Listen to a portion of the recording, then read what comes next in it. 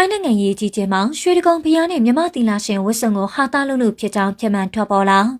ထိုင်းမှာတမိုင်းတခြားဆူဆူဝါဝါရေးကြီးမှုကြီးကြုံတွေ့နေရတာကြောင့်အားလုံးဝိုင်းပြီးတနာနေကြချိန်မှာဘာကြောင့်ရေးကြီးရတယ်လဲဆိုရင်ပြမှန်တစ်ခုကပေါ်ပေါက်လာခဲ့ပါတယ်။အရာကတော့လက်ရှိမှာထိုင်းနေဟာမြမတို့ရဲ့ထွတ်မြတ်ထိုင်းရဖြစ်တဲ့ရွှေတကုံစီတီတော်ကြီးနဲ့သီလာရှင်ဝတ်စုံကိုဟာသားလို့ပြီးတယောခဲ့ကြလိုပါပဲ။အဆိုပါသိန်းတာဖို့ကောင်းတဲ့ဖြစ်ရဟာထိုင်းနိုင်ငံဘန်ကောက်မြို့ MCC မောမှာဖြစ်ပွားခဲ့ရတာပါ။ဖြစ်စဉ်သေးစိမ်အောင်နှစ်စဉ် LGBTQ တွေအတွက်ကျင်းပါတယ် Miss ACTC ပြိုင်ပွဲမှာထိုင်းမင်းမရှာတူကရွှေတကုံစီတီတော်ပုံကိုပရင်ထုံသီလရှင်ဝတ်စုံကိုအတွင်းကြီးလုံဝက်ကမျက်နှာပြောင်ခဲ့တာဖြစ်ပါတယ်ဗီဒီယိုကိုသေးစိတ်ကြည့်မယ်ဆိုရင်ရွှေတကုံစီတီတော်ပုံကိုမတက်မရက်ထုတ်ထားတဲ့ပိုစတာတစ်ခုကိုအနောက်မှာထောင်ထားပါတယ်အရှိမရှိနေတဲ့မင်းမရှာတို့ကမြမတို့ထွတ်မြတ်ထားရဖြစ်တဲ့နန်းတွင်းမိဖုရားခေါင်းကြီးဝတ်စုံကိုမကိုနဲ့တကွဝတ်ဆင်ထားပါတယ်မြမနန်တွင်ယူရကိုဝစ်ဆင်ထားပေမယ့်အမူအရာကလေးစားမှုမရှိပေလှောင်ပြောင်တယောနေပြီးအဲဒီနောက်မှာမိဖုရားဝတ်စုံကိုချွတ်ချကသီလရှင်ဝတ်စုံကိုဝတ်ပြီးဟာတိုက်ခဲ့တာဖြစ်ပါတယ်အဆိုးဆုံးကတော့အနောက်ကရွှေတကုံစီတီတော်ရဲ့ပုံတော်ကိုမလီစားပဲဆွဲလဲခြင်းလှောင်ပြောင်ရှိမောခြင်းပြုလုပ်ခဲ့တာပါ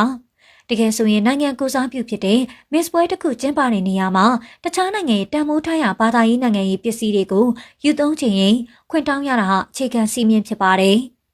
တကယ်လို့ခွင့်မတောင်းမှုဆိုရင်တော့တခြားနိုင်ငံပိုင်ရှင်းကျင်းမှုဖြစ်တဲ့အတွက်ရိုးရိုးသေးသေးနဲ့လေးနက်ထားပြီးခိုင်တွယ်သုံးပြရမှာဖြစ်ပါတယ်။အခုဟာမြန်မာတို့ရဲ့လေးနက်ထားဆုံးသောဘာသာရေးပစ္စည်းဖြစ်တဲ့ရွှေတကုံစီတီတော်မြတ်ကြီးရဲ့ပုံတော်ကိုခွင့်ပြုချက်မရှိယူသုံးတဲ့အပြင်စင်ပေါ်မှာရိုင်းဆိုင်နေတာဟာအင်မတန်အကြီးတန်းတဲ့လုပ်ရဖြစ်ပါတယ်။ထိုင်းနိုင်ငံအနေနဲ့ဒီလိုအတီတရားကင်းမဲ့တဲ့နိုင်ငံသားတွေကိုရင်ဝယ်ပိုက်ထားတာရှက်တင်ပါတယ်။ LGBTQ ဖြစ်စေရိုးရိုးသားမှန်မိန်းမယောက်ျားဖြစ်စေအားလုံးဟာအခွင့်အရေးတန်းတူဖြစ်ပါတယ်။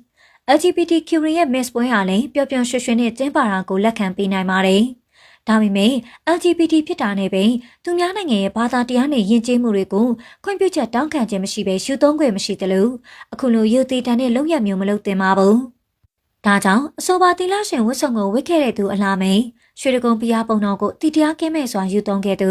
National Director နဲ့တကွဒီလိုဝတ်စုံနဲ့ဖျော်ဖြေမှုကိုချပြခွင့်ပေးခဲ့တဲ့ Miss ACTC အဖွဲ့စီကိုပါထိမ့်သိမ်းမေးမြန်းမှုတွေပြုလုပ်ဖို့လိုအပ်နေပါတယ်။လက်ရှိမှာဆိုပါမသိတော်တဲ့ဗီဒီယိုဖိုင်ဟာအွန်လိုင်းမှာရှိန်ဟုန်ကောင်းကောင်းနဲ့ပြန့်နှံ့နေပြီးနိုင်ငံတကာကလည်းမြမယဉ်ကျေးမှုကိုရှိစရာဖြင့်ရှုမြင်နေကြတဲ့အတွက်အမြန်ဖြည့်ရှင်းတဲ့ကိစ္စဖြစ်ပါတယ်။ကြည့်ရှုသူတွေကတရားဆိုရင်ထိုင်းလိုအာရှမှာဖွံ့ဖြိုးဖို့ကြိုးစားနေတဲ့နိုင်ငံက